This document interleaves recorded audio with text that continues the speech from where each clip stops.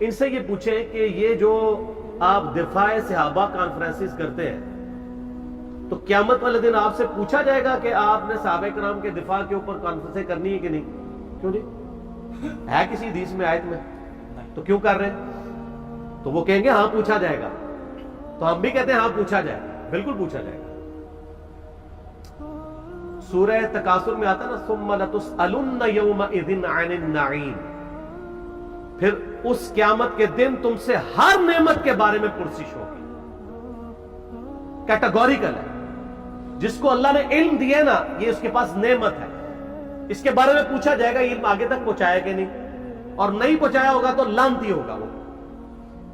یہ آیت ہے سورہ بقرہ کی، میں نے ریسرچ پیپر کے اوپر لکھی اسٹارٹ میں 159 اور 160، ان الذین یکتمون ما انزلنا من البینات والہدی، بے شک وہ لوگ جو چھپا لیتے ہیں ان روشن اور ہدایت کی چیزوں میں سے جن کو ہم نے لوگوں کی ہدایت کے لیے اپنی کتاب میں بیان کیا، ایسے لوگوں پر اللہ کی لعنت ہے اور تمام لعنت کرنے والوں کی لعنت ہے۔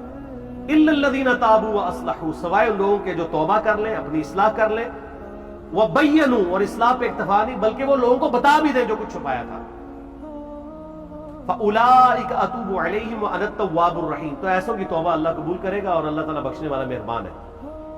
اس کو سپورٹنگ حدیث میں نے لکھی ہے ترمذی میں، سنن ابی داؤد میں، سنن ابن ماجہ میں ہے کہ نبی علیہ السلام نے فرمایا جس شخص سے علم کی بات پوچھی گئی اور وہ اسے معلوم تھی اور اس کے باوجود اس نے چھپا لی تو ایسے لوگوں قیامت والے دن آگ کی لگام دی جائے گی۔ تو یہ بڑا کریٹیکل ایشو ہے۔ علم اللہ کی نعمت ہے آپ کے پاس، اس کی قدر کے لوگوں کو صحیح بات بتائیں تو پوچھا جائے گا۔ سورہ الاحزاب کی آیت نمبر 57 کیا ہے؟ آیت درود سے اگلی، ان الذین یؤذون اللہ ورسولہ لعنہم اللہ فی الدنیا والآخرہ واعد لهم عذابا مہینا، بے شک جو لوگ اللہ اور اس کے رسول کو تکلیف دیتے ہیں ان کی زندگی میں بھی اور زندگی کے بعد، موت کے بعد بھی ان پر اللہ کی لعنت ہے، اور اللہ تعالیٰ نے ان کے لیے ذلیل و خوار کر دینے والا عذاب تیار کر رکھا ہے۔ وَلِعَوْذُ بِاللَّهِ تَعَالَى اللَّهُمَّ أَجِرْنَا مِنَ النَّارِ۔ تو جو اللہ اور اس کے رسول کو اذیت دے رہے ہیں ان سے پوچھا نہیں جائے گا۔ تو یہ ایک ڈھکوسلا انہوں نے کیا ہوا ہے اپنی کمزوریوں پہ پردہ ڈالنے کے لیے۔ خود جو کچھ مناظرے کر رہے ہوتے ہیں اس کے بارے میں کیا پوچھا جائے گا؟ جو یہ کام کر رہے ہوتے ہیں وہ کہیں گے پوچھا جاتا ہے، تو اس کے بارے میں کیوں نہیں پوچھا جائے گا؟ اور جی کوئی یہ بنیادی مسئلہ ہے۔ فضائل صحابہ احمد بن حنبل کی کتاب میں 2 روایتیں ہیں صحیح سند کے ساتھ۔ ایک روایت میں ہے کہ سیدنا علی بن ابی طالب کہتے ہیں، یہ حدیث موقوف ہے اور ظاہر غیبی خبر ہے، نبی علیہ السلام کے بتانے پر موقوف ہے، کہ میری وجہ سے 2 فرقے گمراہ ہوں گے، ایک میری محبت میں غلوف کر کے، ایک میری دشمنی میں غلوف کر کے۔ اور دوسری روایت میں ہے فضائل صحابہ احمد بن حنبل کی کتاب میں کہ میری وجہ سے 2 فرقے دوزخ میں جائیں گے، ایک میری محبت میں غلوف کر کے، ایک میری دشمنی میں۔ تو جب آپ کی جنت اور دوزخ کا فیصلہ اس کے اوپر ہو رہا ہے تو پوچھا کیوں نہیں جائے گا؟ اچھا اپنا کام یہ پورا کر رہے ہیں کہ جو سیدنا علی کی شان میں غلوف کر رہے ہیں ان کو یہ خوب سمجھا رہے ہیں کہ جی آپ اپنے آپ کو صحیح طریقے سے صحیح بندہ پتر بنا لو ورنہ پوچھا جائے گا۔ تو جو سیدنا علی کے مخالفین ہیں ان کو سمجھانے کی ذمہ داری کس کی ہے؟ ان کو کون سمجھائے گا؟ وہ ساری اس پلیٹ فارم سے سمجھایا جا رہا ہے، دونوں کو سمجھایا جا رہا ہے اللہ کے فضل سے۔ تو جنت اور دوزخ کا تو فیصلہ ہونا ہے۔ پھر جو صحیح مسلم کی حدیث ہے 240 انٹرنیشنل نمبر کے مطابق، علی سے محبت نہیں رکھے گا مگر مؤمن، علی سے بغض نہیں رکھے گا مگر منافق۔ تو آپ کے ایمان کا لٹمس ٹیسٹ ہی جو ہے وہ محبت علی ہے، تو جنت اور دوزخ کا فیصلہ اس کے اوپر نہیں ہونا۔ پھر غدیر خم کی حدیث جو صحیح مسلم میں 6225 سے 6228 تک ہے، آپ علیہ السلام کا آخری خطبوں میں سے خطبہ وفات سے 2.5 مہینے پہلے خم نامی گاؤں میں، اس میں کیا الفاظ ہے؟ اے لوگوں آگاہ ہو جاؤ، میں بھی ایک انسان ہوں، قریب ہے کہ اللہ کا قاصد یعنی موت کا فرشتہ میرے پاس آئے اور میں اس کی دعوت قبول کر لوں۔ میں اپنے بعد تم میں 2 بھاری چیزیں چھوڑ کے جا رہا ہوں، ان میں سے پہلی چیز اللہ کی کتاب ہے، اس میں ہدایت ہے، اس میں نور ہے، تم اللہ کی کتاب کو پکڑو، اپنا تعلق اس کے ساتھ مضبوط کرو۔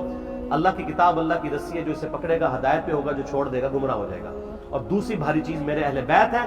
پھر 3 دفعہ آپ علیہ السلام نے فرمایا میں اپنے اہل بیت کے معاملے میں تمہیں اللہ کا خوف دلاتا ہوں، میں اپنے اہل بیت کے معاملے میں تمہیں اللہ کا خوف دلاتا ہوں، میں اپنے اہل بیت کے معاملے میں تمہیں اللہ کا خوف دلاتا ہوں۔ جب نبی علیہ السلام آپ کو ڈرا رہے ہیں وہاں تو کسی نے کہا یا رسول اللہ اہل بیت کے بارے میں پوچھا جائے گا؟ پھر المستدرک حاکم میں صحیح سند کے ساتھ حدیث ہے انٹرنیشنل نمبر کے مطابق 4712 کہ نبی علیہ السلام نے فرمایا اگر کوئی شخص پوری زندگی حجر اسود اور مقام ابراہیم کے درمیان نمازیں پڑھتا رہے اور روزے رکھتا رہے اور قیامت والے دن اللہ سے اس حال میں ملاقات کرے کہ ہم اہل بیت کا بغض اس کے دل میں ہوا تو اللہ اسے ضرور دوزخ میں داخل کرے گا. اگر اہل بیت کا بغض نمازوں کے باوجود اور عام نمازیں نہیں حجر اسود اور مقام ابراہیم کے درمیان اور روزے رکھنے کے باوجود آپ کو دوزخ میں لے جا سکتا ہے تو کیوں نہیں پوچھا جائے گا ایک کہانیاں بند کرو. اصل میں ان بیچاروں کا بھی قصور نہیں, ان کے بڑے بزرگ بھی ان کو کہانیاں کراتے رہے, انہوں نے وہی کہانیاں سن کے تو آگے بیان کی. ان کو کیا پتا تھا کہ آگے تو مسئلہ کھڑا ہو جائے گا, آگے تو ہر جگہ ہی آواز آ رہی ہے کہ نہ میں وہابی نہ میں بابی, میں ہوں مسلم علمی کتابی. ان کے تو گاٹے فٹ ہوگی یہ چیز. تو یہ اتنی ساری آیات اور احادیث اس بات کا ثبوت ہے کہ یہ سچائی ہے, اور یہ ثبوت کا صرف آپ کو کہتے ہیں. جو بکواسات کر رہے ہوتے ہیں ان کو نہیں کہتے. مودودی صاحب کے پیچھے پنجے جھاڑ کے پیچھے پڑ گئے, جی مودودی صاحب نے خلافت و ملوکیت لکھ کے مصیبت کھڑی کی. اور بھائی جو آپ کے روحانی ابا جی محمود احمد عباسی صاحب منکرین حدیث میں سے تھے, جنہوں نے خلافت معاویہ اور یزید کتاب لکھ کے سیدنا علی کی گستاخیاں کی, حسین ابن علی کی گستاخیاں کی علیہم السلام, اس کے جواب میں خلافت و ملوکیت آئی ہے. کہتے نہیں ایویں لکھ دی, ایویں نہیں لکھی, جواب میں لکھی ہے. اور پھر سعودیہ کی فنڈنگ کے بعد یہاں پہ لوگوں نے جب حسین ابن علی کو نیچے کرنا شروع کیا اور یزید کو اوپر اور یزیدی پارٹی کو اوپر کرنا شروع کیا تو پھر 5B آ گیا. آپ دیکھیں کبھی بھی انیشیٹو اہل بیت کے چاہنے والوں کی طرف سے نہیں لیا جاتا. یہ تو ہم جواب والی سائیڈ پہ بیٹھے ہوتے ہیں, ہمیشہ یہ پنگا لیتے ہیں, ہم جواب دیتے ہیں. جب جواب دیتے ہیں ان کی ہوتی ہے ٹھکائی, پھر یہ کہتے ہیں سکوت اختیار کر لیں. سمجھ آ گئی آپ کو پوری گیم؟ یہ سکوت کا بات یہ کرتے اس لیے ہے کہ ان کی ہوتی ہے ٹھکائی. ان کو تو یہ حدیثیں ضم نہیں ہوتی ہیں, اب یہ اپنے عوام کو منہ نہیں دکھا سکتے, پھر ان کو بڑی مصیبت کھڑی ہو جاتی ہے کہ اب کیا کریں, کس طریقے سے اب قابو کریں. تو آخری علی ہے سکوت اختیار کر لیں. سکوت آپ لوگوں نے کوئی نہیں اختیار کیا ہوا. آپ کے سامنے جب صحابہ کرام کی توہین ہوتی ہے تو آپ کیوں شیعہ کو سمجھاتے ہیں؟ سکوت اختیار کریں نا. کون سا آپ سے قیامت دن پوچھا جائے گا؟ یہ میں الزامی طور پہ بات کر رہا ہوں. اور آپ کے بڑے بزرگ سیدنا علی اور حسین ابن علی کی گستاخیاں کریں, ان سے اپنے بغض کا اظہار کریں, جب ہم ان کو سمجھائیں تو ہمیں کہتے ہیں آپ سکوت اختیار کریں. تو سر یہ 2 نمبر پالیسی چھوڑ دیں. میں نے پہلے بھی ان کو کہا کہ لوگ گھاس کھانا چھوڑ چکے ہیں. پہلے لوگوں کو آپ نے بے زبان بھیڑے بنایا ہوا تھا, اب لوگوں کے ہاتھ میں قرآن و حدیث آ گیا, اور اس ریسرچ پیپر کے بعد تو یقین کریں ان کے پلے کوئی شے نہیں رہی ہے. یہ ریسرچ پیپر آپ ضرور منگوا کے پڑھیں, ایکسٹرا آرڈنری ریسرچ پیپر ہے, انشاءاللہ آپ کو معاملات کلیئر ہو جائیں گے انشاءاللہ.